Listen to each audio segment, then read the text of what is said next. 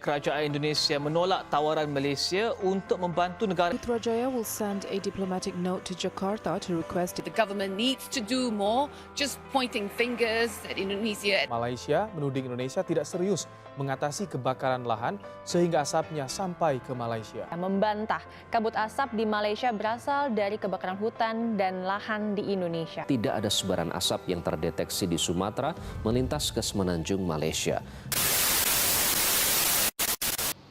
Kebakaran hutan telah menjadi rutin di Indonesia setiap tahunnya.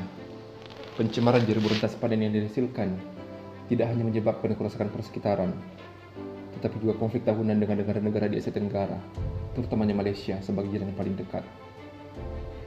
Ribuan akta digubal, pendekatan diplomasi dijalankan, persidangan demi persidangan dihadiri pejabat negara untuk mencari solusi, kata mereka. Namun pada kenyataannya, pencemaran masih saja meluas seperti tiada ujungnya. Konflik horizontal kedua negara malah diperparah dengan pragmatisme media. Objektivitas pemberitaan bukan lagi yang diutamakan. Ada pihak yang mengutuk dan menuntut tanggung jawab, sedang pihak lain sibuk menyangkal bukan saya pelakunya. Saya, Andi Muhammad Trisakti, seterusnya akan mengulas dan mengupas pola pemberitaan media dalam talian di Indonesia dan Malaysia terhadap isu pencemaran jerebu rentas sempadan menerusi sebuah kajian ilmiah.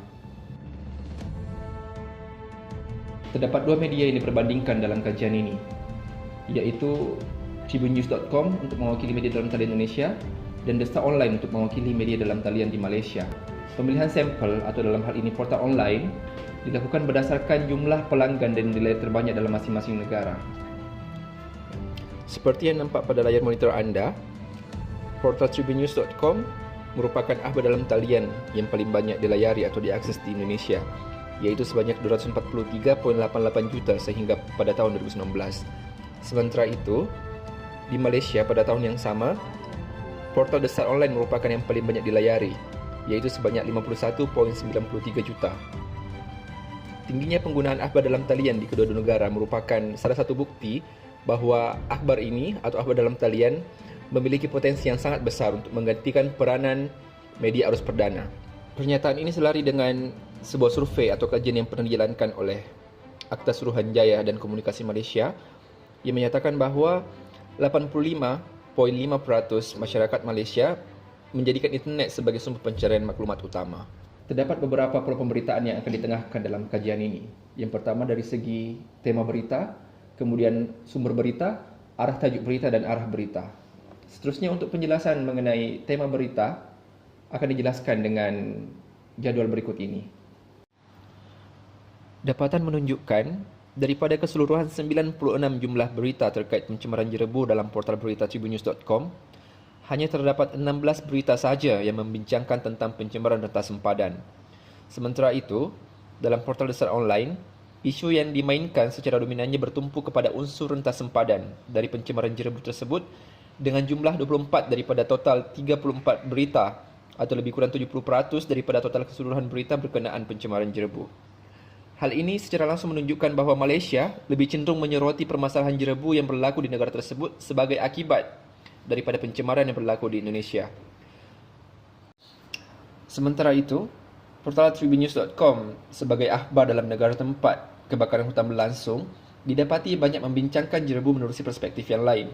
Antara perspektif yang dimaksud adalah mengenai pengurusan krisis, kesan sosial dan ekonomi maupun dampak persekitaran. Seterusnya dari segi sumber berita, kajian ini mendapati bahawa pihak pegawai kerajaan merupakan pihak yang paling banyak dilibatkan atau yang paling dominan dilibatkan dalam penulisan berita berkenaan pencemaran jerebu rentas sempadan di kedua-dua negara. Hal ini kerana isu yang ingin ditekankan oleh kedua-dua portal ialah mengenai dampak yang dirasakan oleh masyarakat dan langkah penyelesaian yang ditempuh oleh masing-masing kerajaan dalam kedua-dua negara. Oleh demikian, pelibatan pelbagai pihak seperti Jabatan Kesihatan, pegawai kementerian maupun pegawai Jabatan Pendidikan adalah banyak ditemukan dalam kedua-dua portal. Namun demikian, pengkaji mendapati bahawa sebaran frekuensi sumber berita dalam portal The Star Online adalah lebih seimbang berbanding tribunews.com. Manakala sumber-sumber lain seperti pemimpin masyarakat dan orang awam juga banyak ditemukan dalam berita-berita yang ditulis dalam portal tersebut. Sementara itu pada tribunews.com, terdapat lompat yang cukup jauh antara pegawai kerajaan dengan sumber-sumber berita lainnya. Hal ini kerana pemberitaan dalam portal The Star Online secara langsung ingin memberikan penekanan yang kuat mengenai kesan negatif yang dirasakan masyarakat yang terjejas pencemaran jerebu di pelbagai negeri. Seterusnya, dapatan dari segi arah tajuk dan arah berita dalam kedua-dua portal yang dianalisis menunjukkan bahawa sama ada The Star Online maupun tribunews.com menunjukkan kecenderungan ke arah yang negatif. Hal ini juga menjelaskan bahawa kedua-dua portal memiliki sikap negatif atau tidak bersetuju terhadap pihak berkuasa yang secara langsung terlibat dalam pengurusan krisis yang berlaku.